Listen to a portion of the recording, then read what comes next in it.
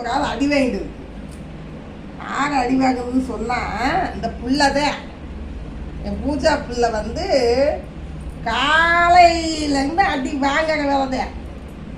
துணியை துவைச்சா மடித்து வை வாப்பான்னு சொன்னால் அந்த வேலை செய்யாது இல்லை.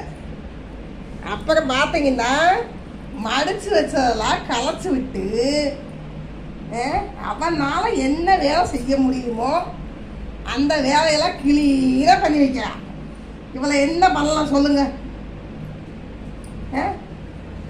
எப்படி கால் மேலே கால் போட்டு எப்படி உட்காந்துருக்கான்னு பாருங்க. சொன்ன வார்த்தை இறக்க மாட்டாங்க அந்த பிள்ளை. ஒரு சாமர்த்தியம். என்ன சொன்னாலும் நீ பாட்டில் சொல்லிட்டது, நான் பாட்டில் ஏன் வேலையை பார்க்கணும்னு போயிட்டு இருக்கான்.